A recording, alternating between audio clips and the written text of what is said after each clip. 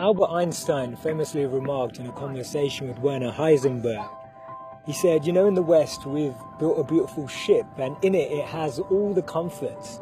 But actually the one thing that it doesn't have is a compass, and that's why it doesn't know where it's going. This paradox of our times was propounded by the Dalai Lama when he said we have wider freeways but narrower viewpoints. We have taller buildings but shorter tempers. Will Smith said that we spend money we haven't earned on things we don't need to impress people we don't like. And it's phenomenal how the same technology that brings us close to those who are far away takes us far away from the people that are actually close. 30 billion WhatsApp messages are sent per day, but 48% of people say that they feel lonelier in general.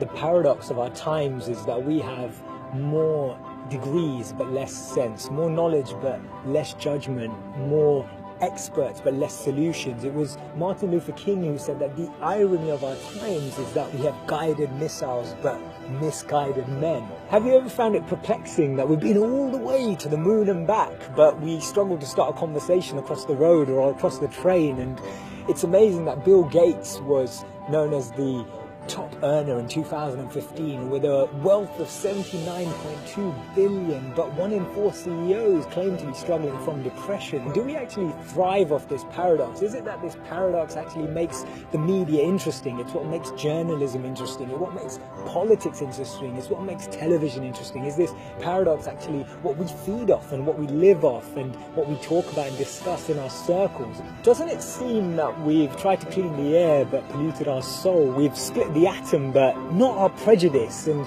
we're aiming for higher incomes but we have lower morals. So I'm hearing you ask, how do we bring a change? How do we dissect this paradox that exists in our lives? And it starts by us, each of us, pressing pause, pressing reset, and then pressing play again, taking a moment to become more conscious, taking a moment to become more aware, taking a moment to really reflect on the consequence, the implications of a misplaced word, of an unnecessary argument that we all know we didn't need to have, or to speak to someone just slightly differently, in a different tone, in a different voice, in a different empathy, with a different perspective, just to really connect with people on a different level.